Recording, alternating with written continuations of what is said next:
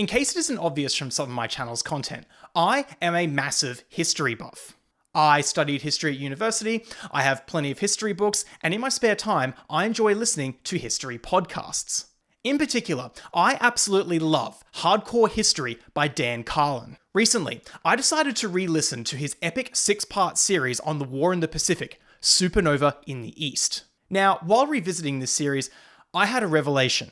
I have hardly any Japanese subjects in my model stash. Seeing as I'm currently a little bit obsessed with the war in the Pacific, I thought it was about time to broaden my modelling palette. So, this is what I bought from the local hobby store.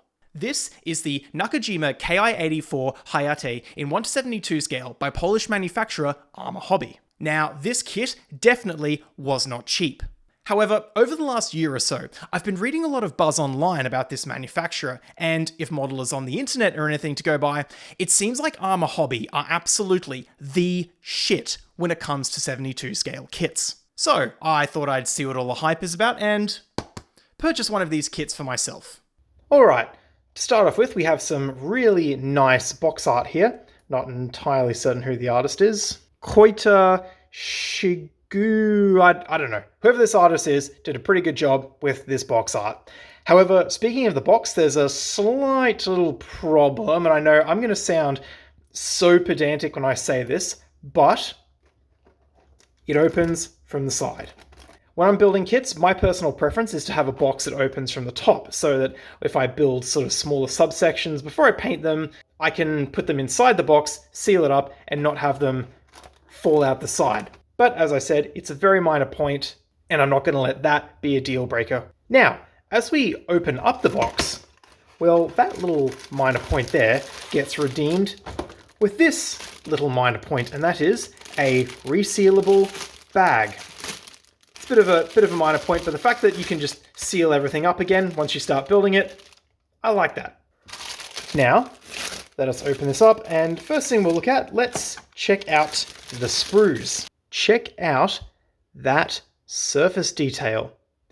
In my opinion, that's some Tamiya level surface detail right there. I'm not sure how easy it is to tell through the camera here, but on the actual surface of the aircraft here, it has a bit of a matte finish to it in contrast to the gloss finish over some other parts of the sprue. I'm guessing maybe that's so that the paint adheres a little bit better to the plastic. If we flip these fuselage parts over, we'll see that there are some rather interesting ejector pin marks here. And I haven't seen anything like this on any other model kit that I've built before. It also looks like all these ejector pin marks here are in discrete parts of the kit, meaning that you won't have to worry about puttying and sanding them. They're all, at least it appears right now, that they're all very well hidden. And still sort of on the topic of ejection pin marks, I've also had a look around and it appears as though there aren't any sink marks. That is one thing that really, really pisses me off when I build a model kit, is when you get an ejector pin mark, which even if it's in a discrete place, not too bad, but then when you flip over the other side, you see a big gaping hole. Well, having a look here, I cannot see any ejector pin marks. Away from the main airframe parts now, we can see there are lots of smaller little parts on here as well. And from what I've read, these smaller parts are where Arma Hobby kits really prove their mettle. You've got the engine in 2 halves there, which is pretty standard. You've got what appears to be another part of the engine there, a couple of bombs. I'm pretty sure this is the cockpit floor right there. It looks like some pretty crisp detail on there. And geez, would you look at those parts there? I'm guessing this is probably throttle control or something like that, but yeah, wow. I don't think I've ever seen plastic bits that small on a kit ever before. Moving right along, we also have this smaller sprue. I'm guessing what Arma Hobby have done with this sprue here is they actually have another Ki-84 kit, which makes sense. I mean, you can pump out plenty of these sprues and then do as many of these as you need. Got some freefall bombs there and some fuel tanks.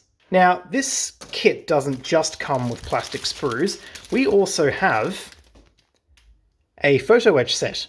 Now, I've been burnt pretty hard in the past by some Eduard photo etch sets. It kind of put me off photo etch for a while. The last time I tried a cockpit set was for a 72 scale P-40 Warhawk, and the instrument panel literally would not fit into the cockpit. So ever since then, I've been a bit reluctant to use photo etch. However, from what I've read about Arma Hobby, I think this will deliver, and hopefully this will be a little bit better than that last Eduard cockpit set that I bought. Now, of course, we move on to the clear sprues. As we can see, which is quite common for World War II kits, you've got the canopy in 3 pieces. So you've got the center bit here that can slide back if you want to pose the canopy open. And we've got what looks like a gun sight there, I'm guessing. Funnily enough, back on the topic of that P-40 kit that I was building, I got burnt by that as well, because just like this kit, it came with a 3-piece canopy. But when I tried to pose the centerpiece back to have the cockpit open, the damn thing wouldn't actually fit. However, this isn't Academy we're talking about. This is Arma Hobby. And so I'm going to guess that this part will actually fit when trying to pose it open. And now for the really exciting part. Well, sort of. The instructions. Geez, would you look at that? Again, it's very rare that I come across a 72 scale kit where the instructions are printed out on actual colored glossy paper. They look very straightforward. There's no real guessing about this. Everything's laid out incredibly clearly. And look, you've even got instructions for drilling around there. Yeah, these look very, very clear. How to add the PE set. You've got color callouts for some of the interior details. That is always appreciated. Yeah, there you go. Posable cockpit, so hopefully that will actually do what I tell it to. And at the back of the instructions, we have 6 different paint schemes. And the only issue I have is that now I want to buy 6 of these kits so I can build all 6 of these schemes. What I really appreciate about this color scheme selection is that, as you can see, there's quite a lot of variation. We've got actually 2 tones of olive green. This one almost looks more of like a Japanese navy green as opposed to a Japanese army green. Got some bare metal silver there. And then of course you got this very interesting pattern at the back, which I am definitely not game to try, but it would look pretty cool on my shelf anyway. Sometimes it can be a bit annoying with kits when they give multiple schemes and they all kind of look the same, which sort of defeats the purpose. Although I guess particularly with Japanese World War II subjects, there is quite a lot of variety in terms of different, unit insignia, different ways that they can have the Hinamaru painted on there. And now as for the decals themselves, Ooh, these look very nice. Some very crisp detail on those decals right there. So, there you have it. Arma Hobby, Nakajima, Ki-84. Last time I did one of these unboxing videos, I did the 72 scale C-130 Hercules by Zvezda.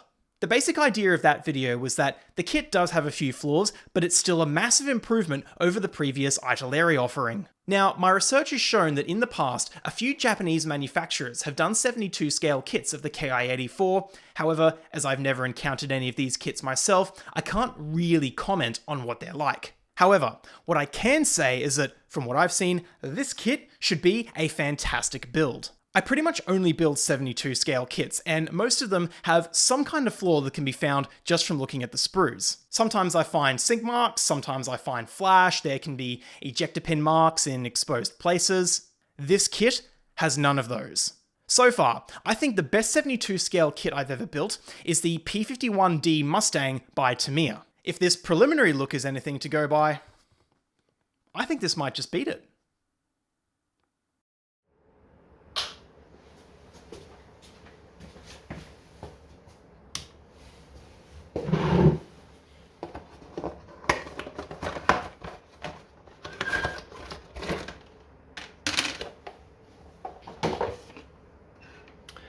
Alrighty, let's get stuck into it.